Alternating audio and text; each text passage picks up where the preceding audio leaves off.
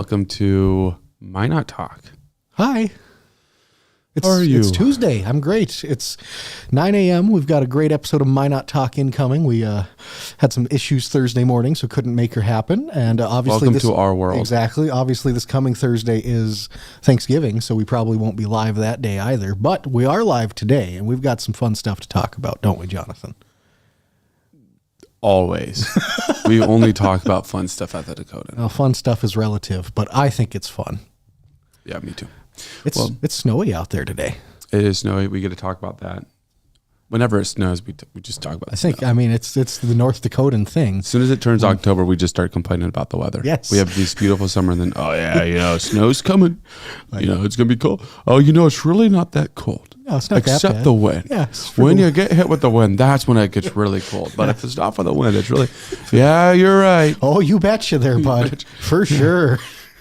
I would move, but that'd be too much work, so I'll just stay here. It was 60 degrees a week or two ago, but in November. But that's not the point. It's the fact that snow's here now. It was 90 degrees in May. Yeah. It was a wild year. Think about that. And in the middle of it all, we had one of the wettest Julys in history. It was all reversed. Had an F5 tornado in the state this year. First one in the U.S. in a decade plus. It was a wild year for North Dakota. Wild. Crazy stuff, folks. And among all those things, the Dakotan went and grew dramatically. We did. That's how wild it was. We kept rocking. We kept kicking. We ain't down yet. I did on the way up here though. How was your drive to the studio today? I put it in 4-wheel drive and it was all right. That's fair. I have small car now. Exactly. But I'm pretty much right off of Burdick, so just get there fast. Burdick, Broadway, and up. It was fine. 2 spots, the Broadway Bridge, a little tough. Always. A little slick on that. And then going up the North Hill. Oh, yeah, that can be little a slick treat. there, too. Yeah, but other than that, turn traction control off. The Corolla was rocking. Way to rock. She was cruising, barely even fishtailed. Apologize for missing Thursday last week. We just were not able to pull it off. Yeah. There was a conflict. We thought we were going to be able to make it happen still, and it did not work out. So I was sick too, so it wouldn't. Gotcha. It all worked out fine. All worked out. Yeah. This Thursday we will also not be going live. I don't know if you've heard, but actually this Thursday is Thanksgiving. It is. Yes. So we encourage everyone to take the day, spend it with family. It's crazy. Don't spend it with us. No, not unless it's your family. Yes. That's fine. And we'll see you then. Yeah. Exactly. But Thursday doesn't feel like it should be Thanksgiving yet.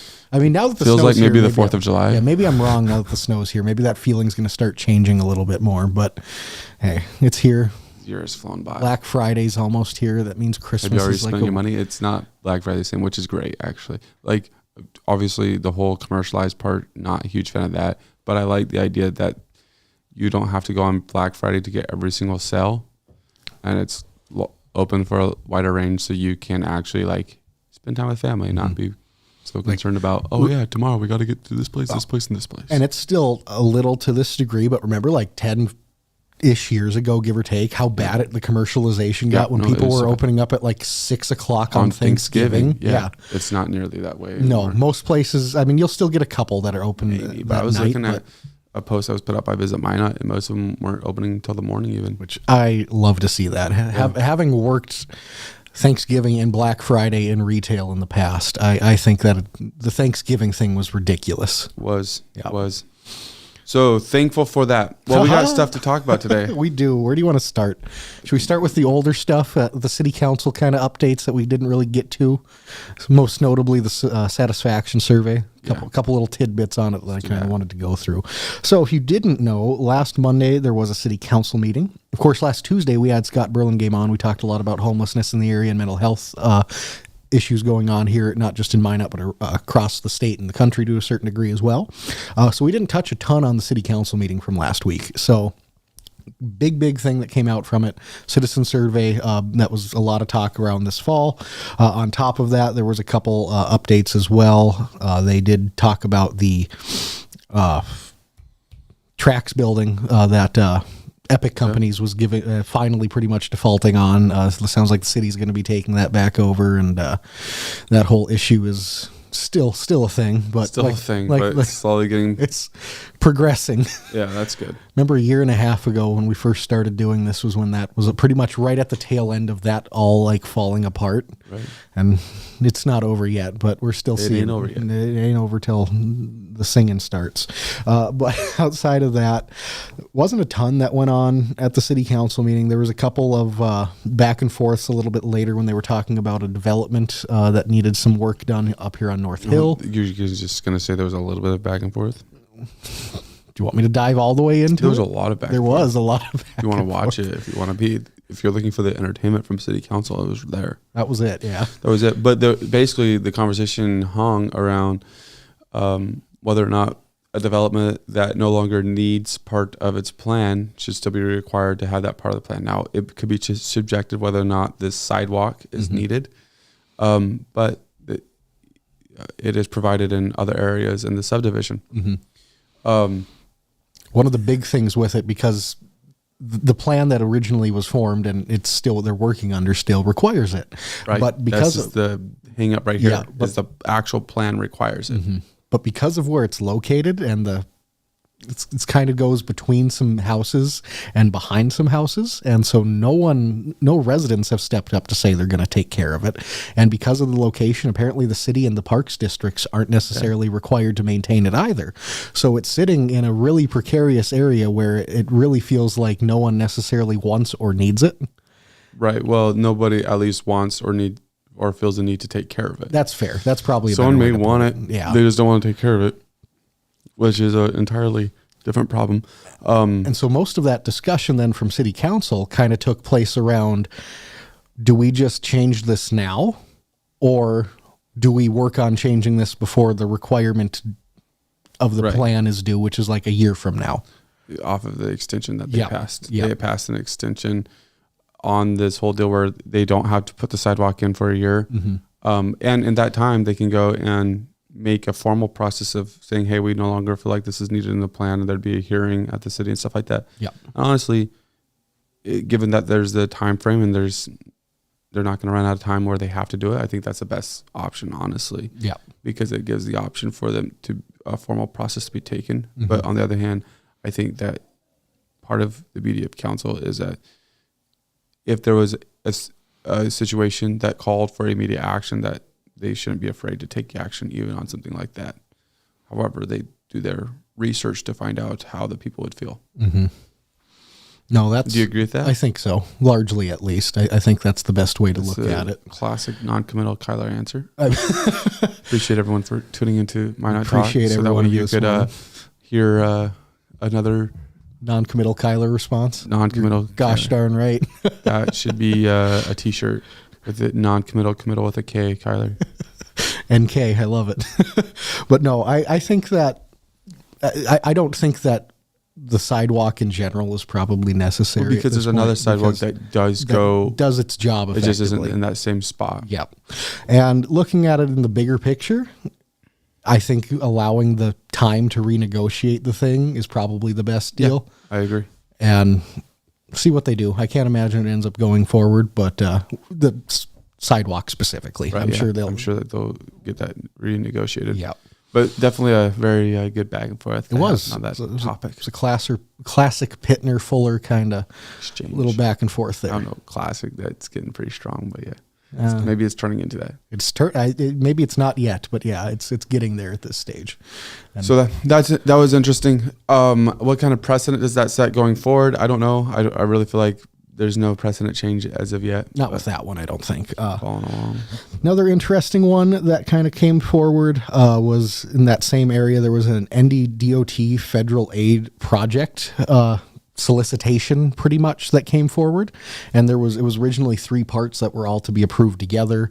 I believe it was Alderman Blessum had them split it up into 3 separate items to vote on. So that way, in his mind, specifically the first one that we'll get to here in a second, maybe didn't need to happen, period. And so why even bother soliciting it if you don't even think you need it, period. But again, since this is the solicitation part, nothing's guaranteed at this stage. So it ended up passing. But that first part was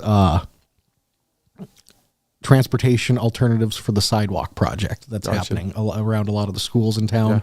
And so this was something that Alderman Blessam's been pretty against in his time in council. Doesn't see a lot of need or necessity for it, especially in today's age with where Minot's at right now, transportationally speaking. But since it got split up into three different parts, that one was voted on and it did pass 4-3. The second part was a solicitation for assistance in the 3rd Street Bridge reconstruction. Passed unanimously. Not a lot of contention with that one, especially if you look at the citizen survey, which we'll get to in a little bit here. And then the other one was the highway safety improvement grant on Burdick and 8th Street right by the fairgrounds. So kind of changing that intersection, that stoplight right outside the fairgrounds.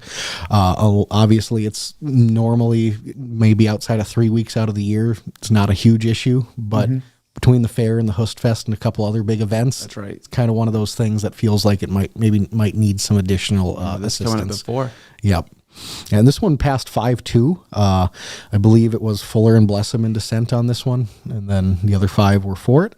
And I think those were the two. Obviously, the tracks TIF default, but that passed unanimously. There wasn't, frankly, outside of I think it was David Lakefield spoke on it. There wasn't a ton of discussion on that item at that point, but yeah, those were the big kind of takeaways from the meeting part of council. Very good. We got another one this coming Monday. We do. It's already almost here. It's crazy. But that means I can look at the citizen survey now. Well, yeah, no, not yet. No, there not was yet. something that something big first? happened last Thursday. What happened last Thursday? Minot YMCA and Prairie Grit merged. They sure did. That's huge, actually. It is Minot. huge. Yeah. That is a huge thing in Minot.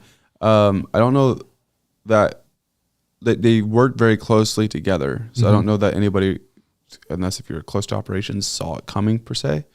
But they did work very closely together. But now the Prairie Grit logo, it feels like it got a little bigger on the Y. Yep. Like you said, they worked together a lot in the past. They've done a lot of sponsorship events and kind of things, but now it's going to be a lot more linked. It's official. And one big thing at the Y this year, they had some flooding take place in this facility that, rumors, but I heard that didn't sound like the insurance company wanted to pay for the majority of it. So makes sense now. They looked for another alternative to possibly, again, this is speculation, to Kyler's speculation. Yes, so I got to preface that. This isn't fact here, but it sounds like getting another partner in there who's already well known in the community and someone that you've worked well with in the past seems like a great opportunity to come in here, help redo some of those facilities so it works best for everyone involved now, and then go forward from there. And it's also just neat to see how much Prairie Grit has grown and the impact that they've made. Their footprint has grown a lot over the past few years, and this kind of capstones that. They do take ownership and operational leadership of the Y building. Fitness center, group exercise, and core YMCA programs will continue, and current YMCA memberships remain active. Yeah. They also have some planned upgrades. They do? Correct? What's coming?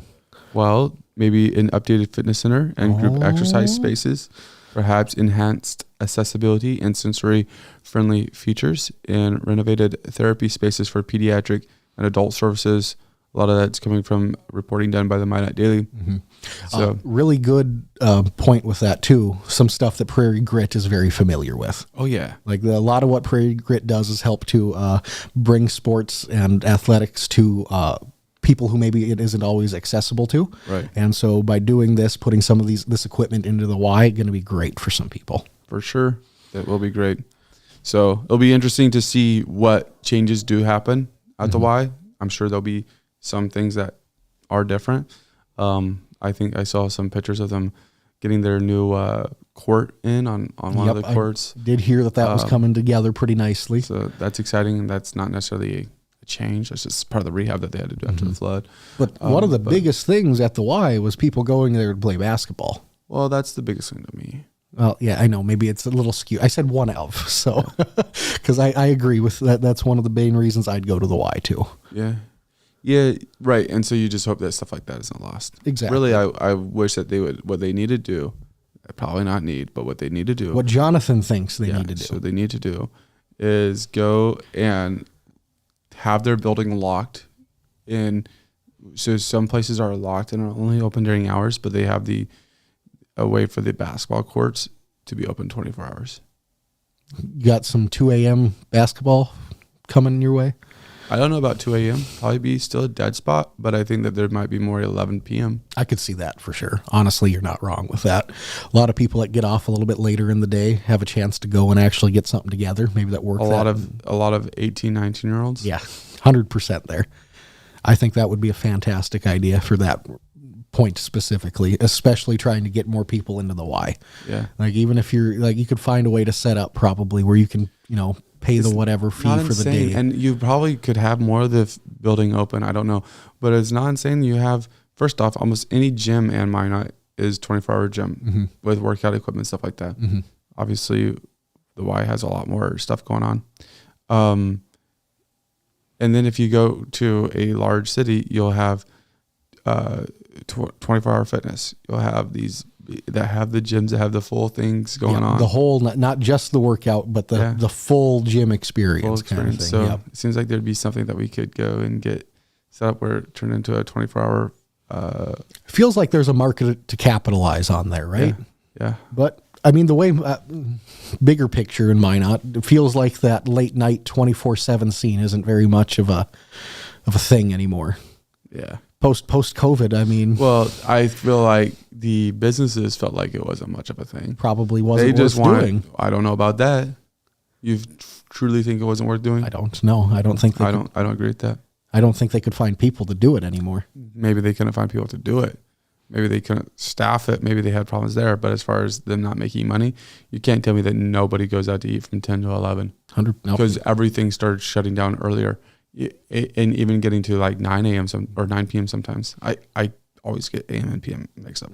Jonathan doesn't have concept of time sometimes. I guess I need to work off of a 24-hour clock or something. But no, I think that there is a market for that stuff. It's just businesses said no. No, I completely agree. So I used to live kind of by the mall, maybe a block or two south. So I would always shop at Cashwise. I still do. But went back in the day when I was living with some roommates there, our thing was we would always go there at like 11, 12 at night, 1 a.m. And there'd be like almost no one there. We had like the store to ourselves. You can just go shop and it was a great time. Yeah. Maybe not the most popular thing to do, but I know I wasn't the only one that did that kind of thing. Right. Or how many people would go to Walmart Cashwise at like 4 a.m. because they're one of those early risers. I would love to actually get, because I could be completely wrong on this, but you're telling me that before COVID it was profitable, and then during COVID everyone realized this is not profitable anymore, and so out of COVID they stopped? Yeah, I don't believe that. It probably for was the profitability solely. It was just a frustration that like, dude, we actually enjoyed not having to worry about it. Yep. Like you realize you don't have to worry about staffing this anymore. Yeah. You don't have to, maybe you're going to have a couple overnight stalkers kind of thing. And gives you more time to do things like that. Perhaps you save some money. They probably did see that. Some staffing saves, but also it's not just stores. Like even Denny's isn't 24/7 anymore. Yeah. Like it's there's one restaurant that's Shots. 24 hours. Right? The truck stop, right? Yeah. I don't think there's anywhere else. And maybe, they stopped for a while. Yeah, they did. And then it took them a while to come back. They'll come back open. Yeah. Why did they do that? I assume it was COVID time, wasn't it? No, they did it after COVID. Okay. They went and they stopped being 24-hour, and then they opened fully back up. Why did they open fully back up? Because there was a demand for it. Yeah. More than a few times have I went to shots at like 1, 2 in the morning after hanging out with some people. And I know for a fact I'm not alone in that one. Oh, yeah. And for sure. On top of that, Shots I don't think Shots should be the only place open at that stage. I feel like someone you can find. Okay, and to be fair, to caveat that, yeah, 100% there. To caveat that though, there are going to be some food trucks you'll find that stay open till like 2, 3 a.m. a lot. McDonald's is open till like 3 a.m. They struggled to get that back. They did, but they have it now. Taco John's I think is till 2. Taco Bell is till like 1 or 2. But I love Taco Bell, but that's always you got to roll the dice when you're waiting in line there. Could be a hour line. I guess you may have to roll more than dice. Yeah, like this started with Prairie Grit and the Y, but we're definitely going down the rabbit hole of why places aren't open 24/7. But nonetheless, interesting conversation. I'm sure there's something else that happened in Minot. There has been.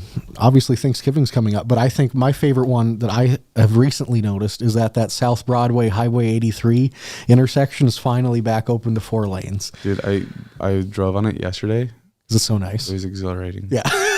It was like it never shut down. I know. Isn't it like they got it done just in time? It's like the snow didn't fall just so they could finish up these couple of big construction projects. Well, it's the weather modification that goes on. Of course. It's cloud seeding, right? Yep.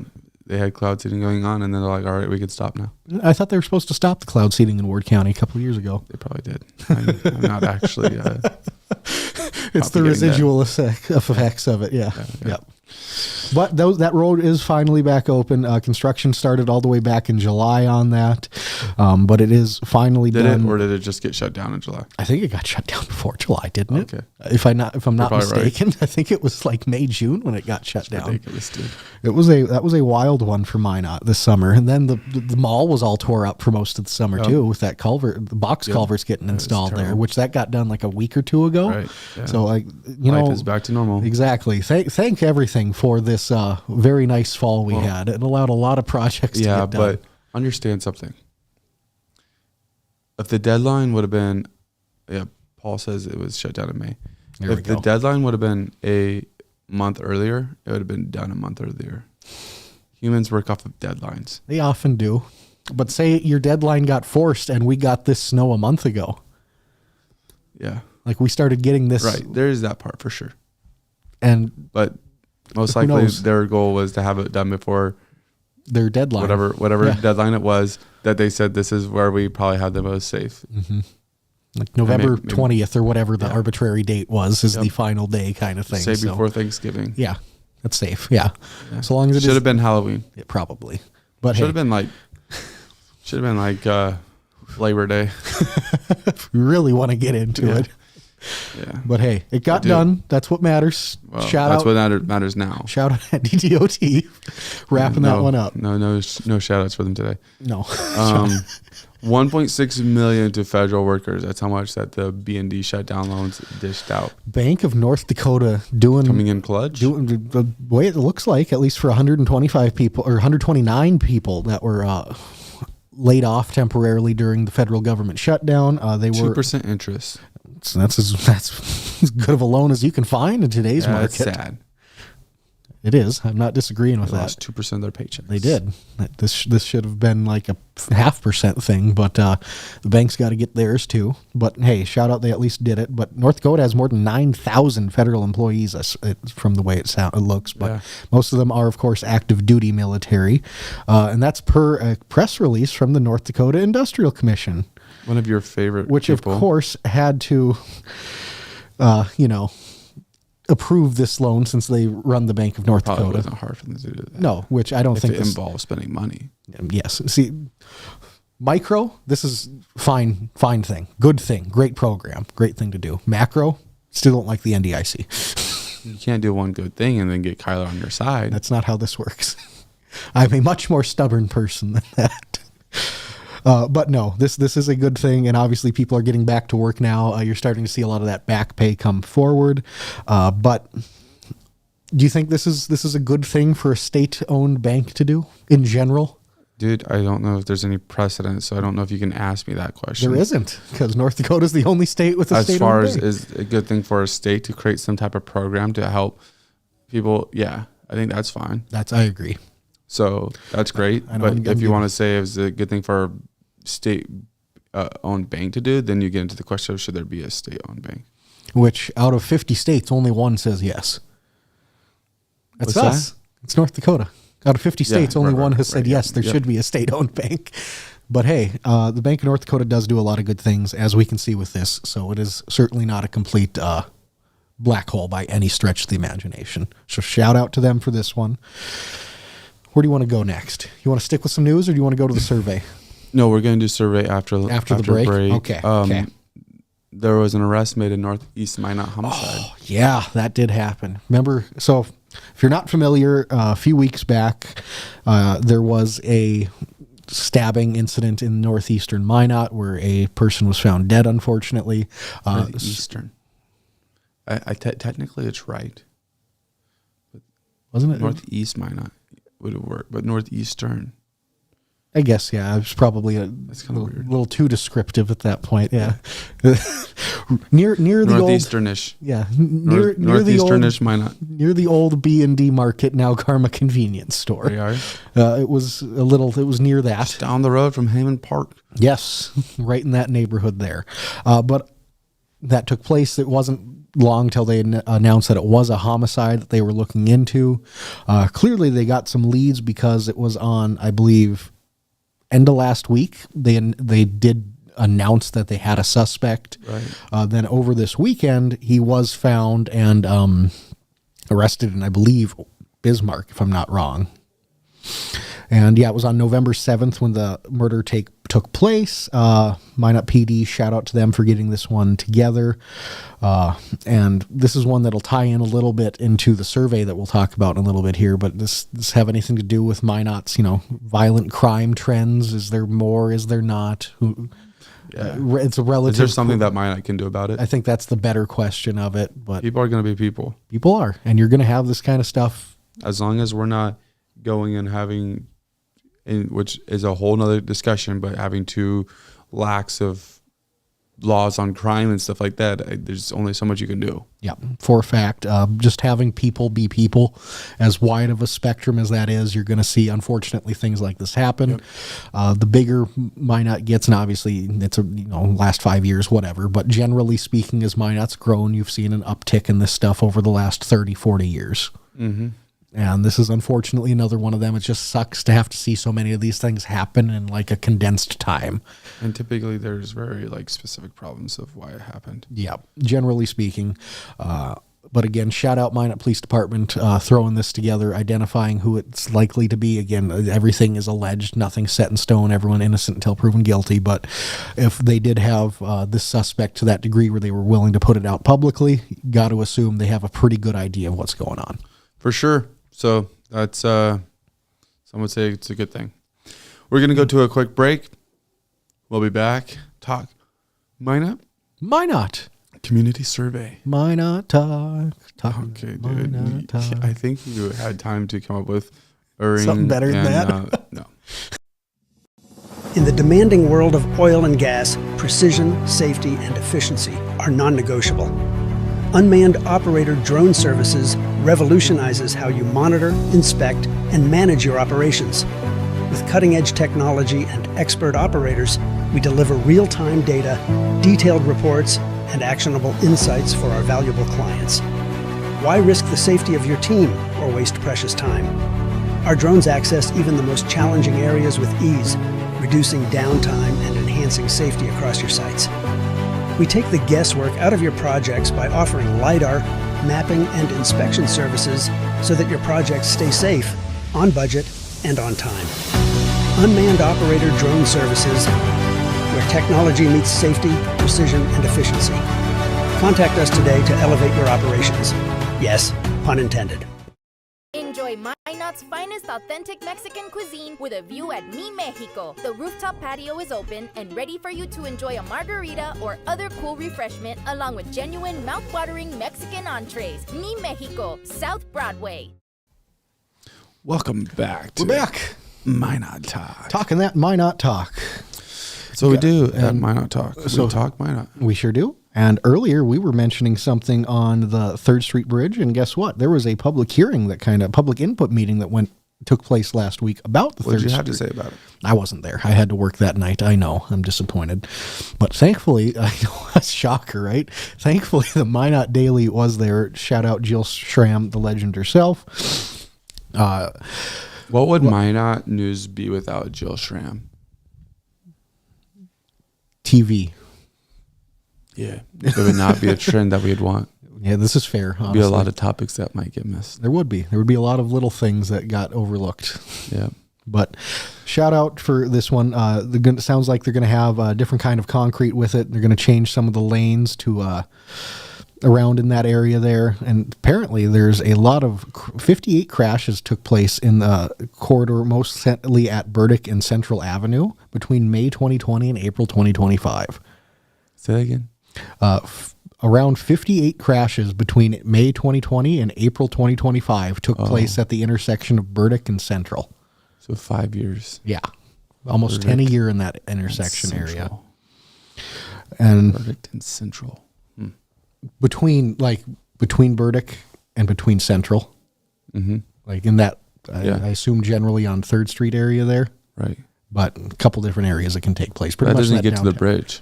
Right before the bridge, yeah. Right. Which I think, South of the bridge. specifically around that Central and between Central and the bridge, there's a couple of interesting places trying to turn on to 3rd Street there. But looks interesting to see this coming up. I can't wait to finally see the new bridge that we end up getting someday. Going to be a while. I don't think anything's You're looking forward to a bridge. by any Tyler's chance. life is just a little different. I know. He's literally looking forward to a bridge. I am. That's why Kyler loves doing what we do here. But that brings up my segue into the Citizen Satisfaction Survey. All right. Because guess what? I'm not alone. Have you ever rode a Segway? Huh? No, I haven't. I wouldn't. I'd fall off. I would But not. it's an interesting word. Yes, it is. Remember when Segways were like becoming a popular thing, sort of? Like people wanted to make them a thing? I mean, in English, they've always been popular. Yes.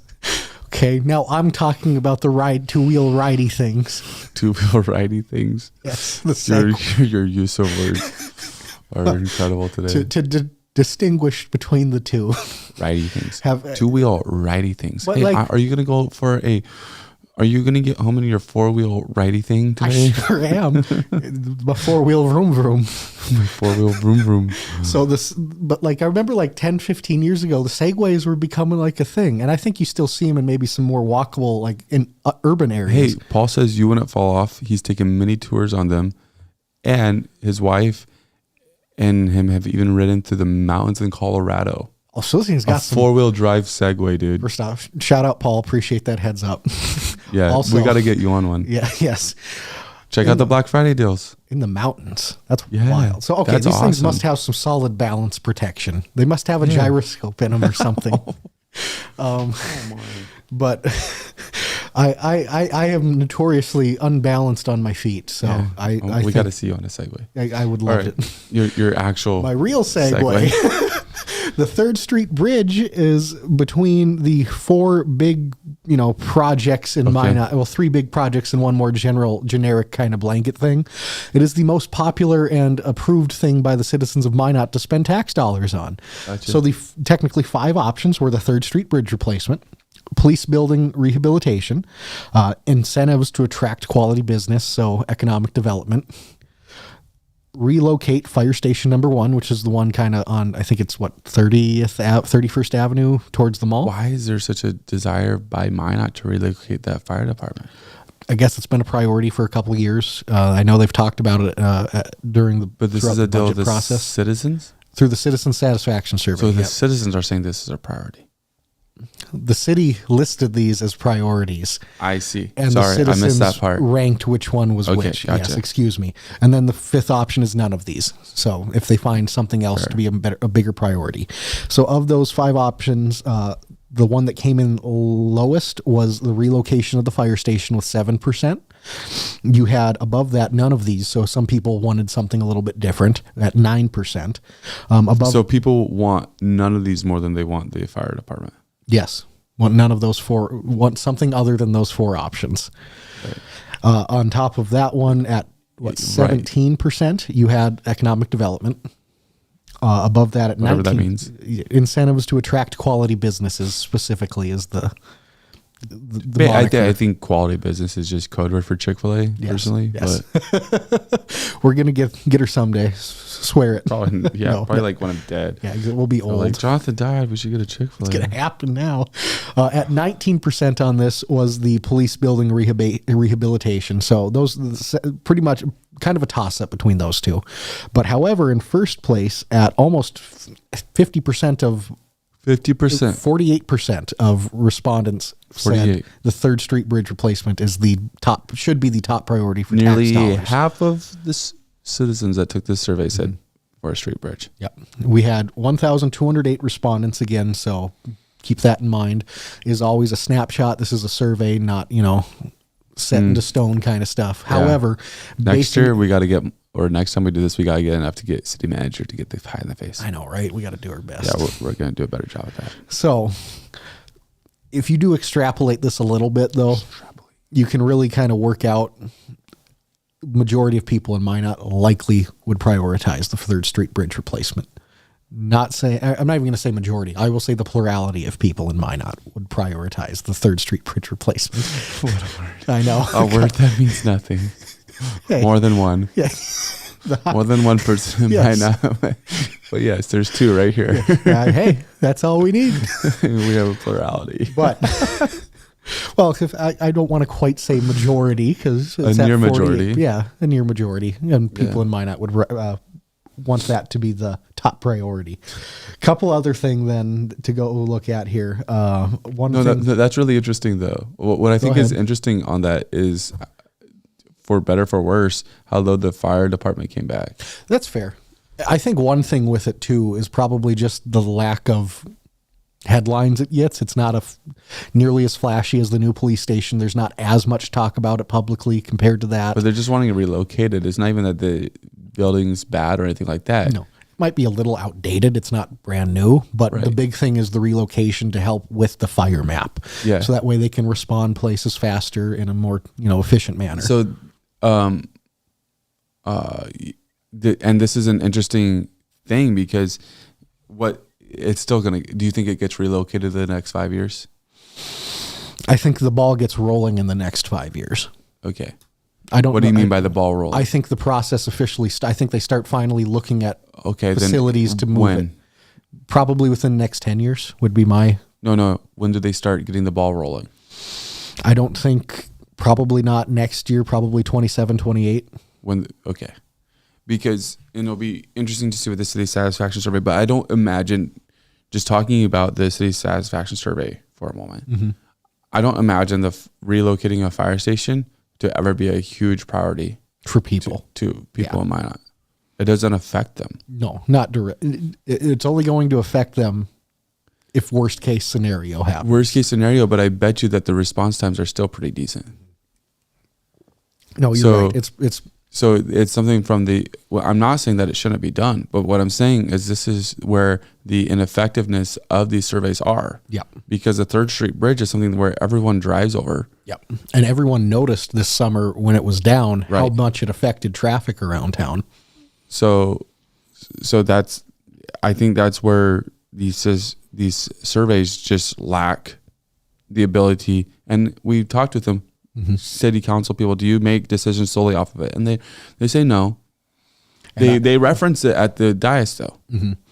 So I have I guess if we're going to go on this road before we get further into the survey, I did find some interesting stuff last week when I was really diving into this.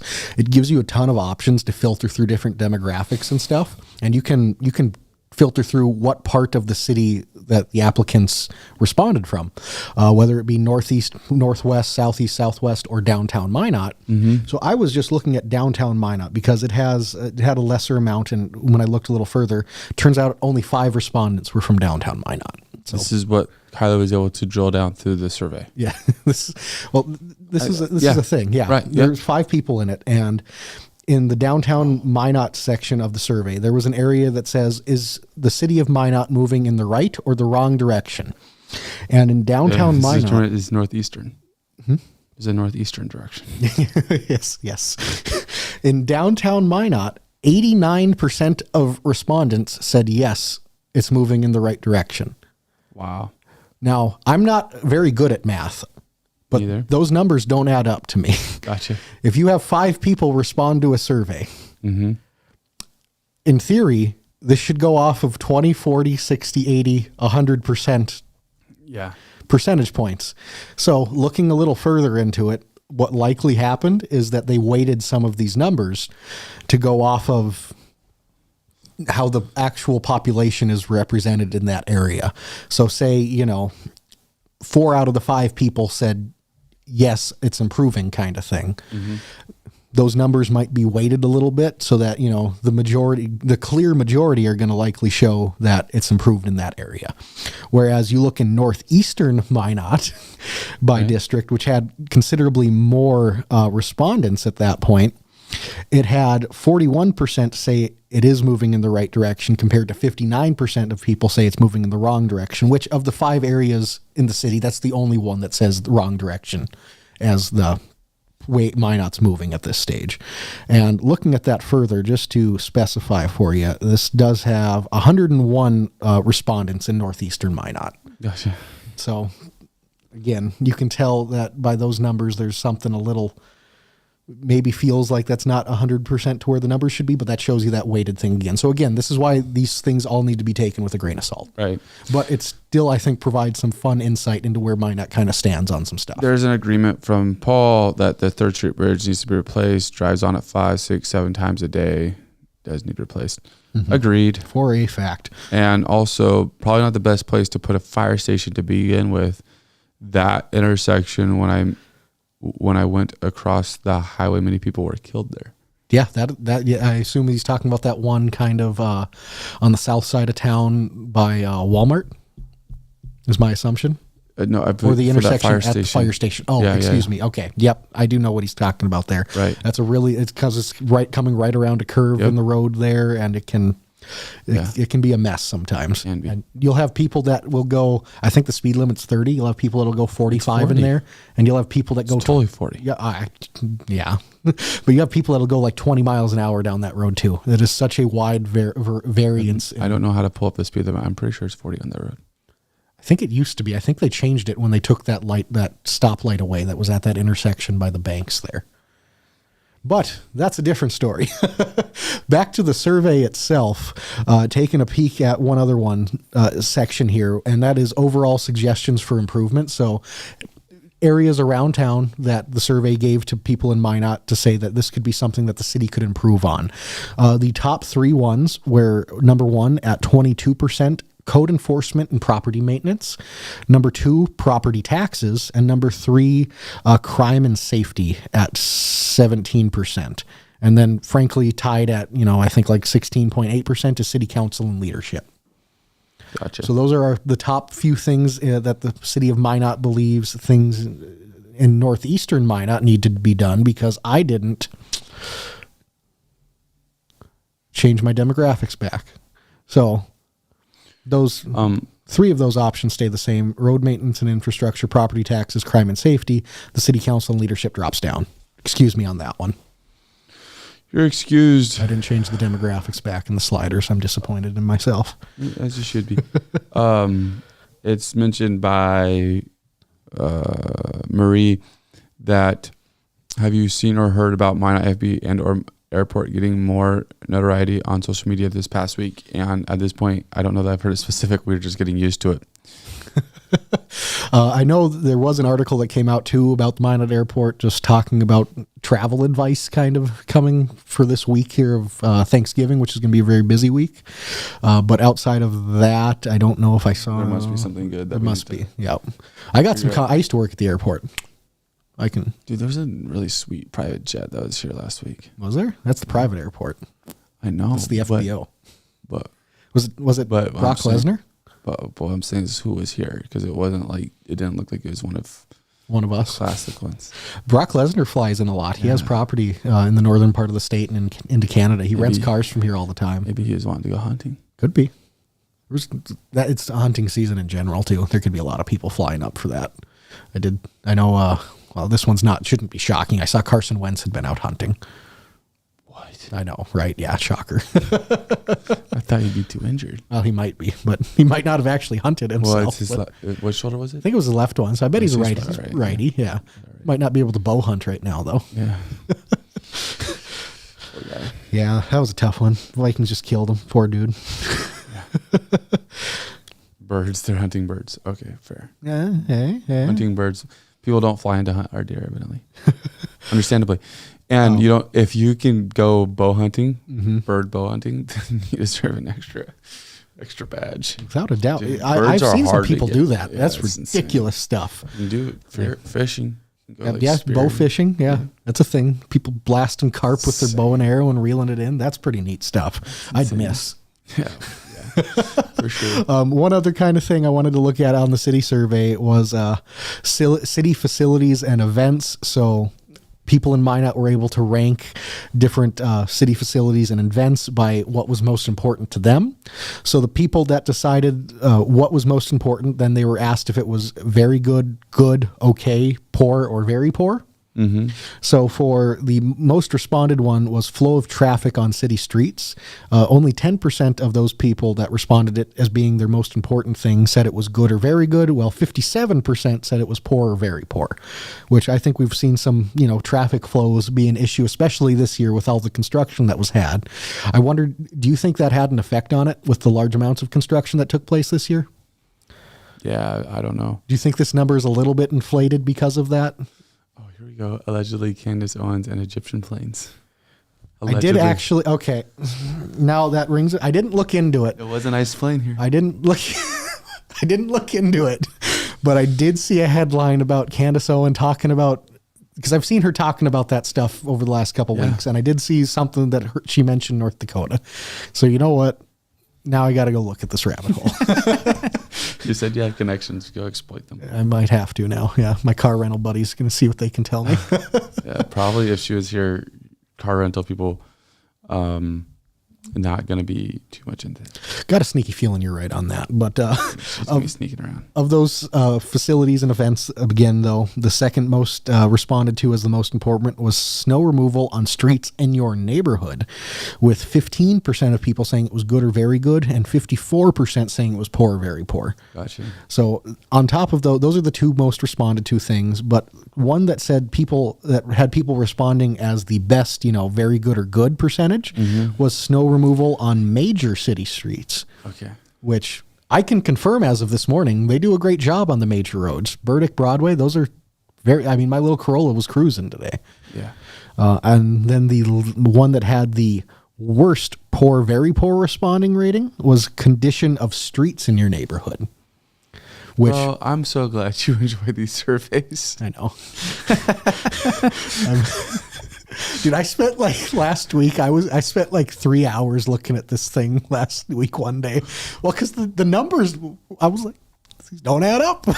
Yeah, So you were I upset about I the had to do numbers some not adding digging up. to You were figure out how texting this- me, and I was trying to be supportive. And Jonathan I think just didn't care. hesitant to- And now, my neighborhood streets are great, bro.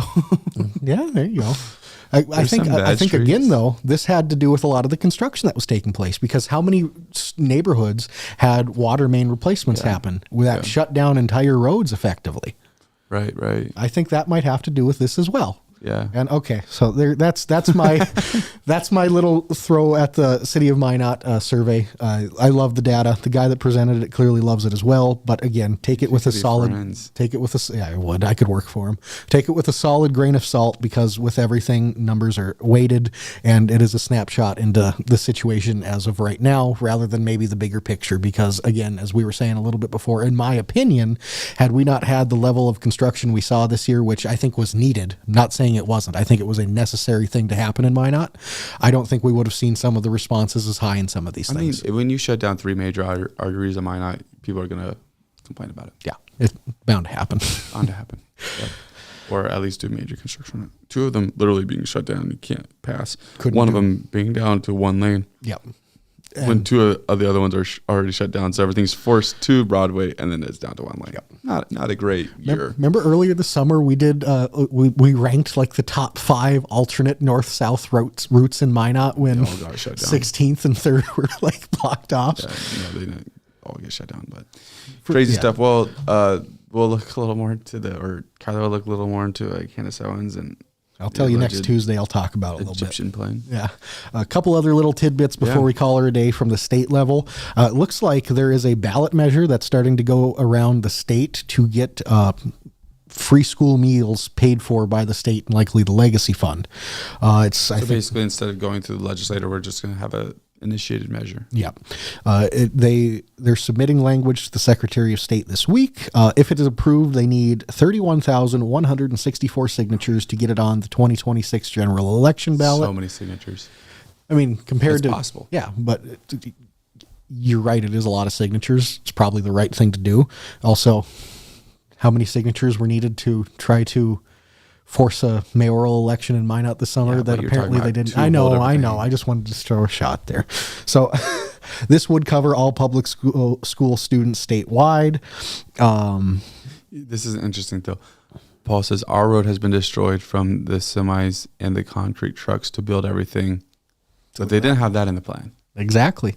And this is true. That is a great point, Paul. Right. Because so much of this road construction that had to take place, it shuts off entire roads. So now all of the adjacent roads that you have to take to get into the area are getting twice as much traffic. And they're not built for it. No, especially with vehicles that are larger than they're usually used to. So now it's just creating a cyclical effect Rolling effect. Like, yeah, now the water main's replaced, but now the road has to get replaced 3 years sooner. Mm-hmm. I might don't get Kyler riled up on this today. I know. Numbers, man. Yeah. But expect over the next year probably to start seeing this, not amendment, but I keep wanting to say survey, but ballot measure come to surface. Yeah. Might try to get signatures. You'll see that around coming up. Another one that I wanted to mention was the Grand Farm here in North Dakota, which is west of Castleton, got another $7 million to help ramp up its research in robotics, AI, and autonomous agricultural tech from the Department of Commerce's Autonomous Agricultural Grant Program.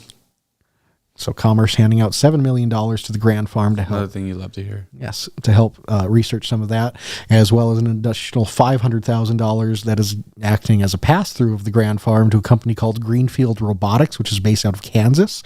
And they're going to help develop herbicide-free weed control robots, which I feel like if we could just get some effective herbicide-free weed control in general, that'd be, I think, the first priority there. But that's a whole different story as well. What Grand Farm plans to do with this money is add more testing capacity for their new technology, attract more industry and research partners, and then deeper public-private collaboration on autonomous farming. So a lot of generic kind of talking points there. They now have about 80 agriculture industry partners, because I guess that's not enough, and they use cases that highlight robotic weed control, drone scouting for weed, soil sensors, and imaging feeding AI systems to optimize farm decisions. Wow. So if you're seeing some of that big ag tech come forward, chance it could be coming from the Grand Farm here in North Dakota. Yeah. I love it, man. There you are.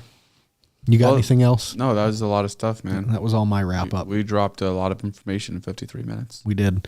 If you want to check out that survey in more depth, you can see it at my.nd.org. They have it available for public use. You can check into it. You can adjust the sliders and the demographics all you want. It gives you a ton of options to play around with. If you're like me, you can take it in all kinds of different places you want. On top of that, make sure to check us out next Monday or next Tuesday after next Monday's City Council meeting. We'll be back. Because this Thursday, again, like Jonathan said, is Thanksgiving, and I'll be in Bismarck. I'll not be in the studio. Yeah, that's fair. We shouldn't be. Not on Thanksgiving. Not on Thanksgiving. Thank you for watching this episode. Be sure to like and subscribe. Join that decoding community. Thank you for every person that has supported us over the past few years. We're thankful for you. We're excited what the future has. So see what happens. We won't see it this Thursday, but we'll see you next Tuesday, 9 a.m. Thank you. Have a great day.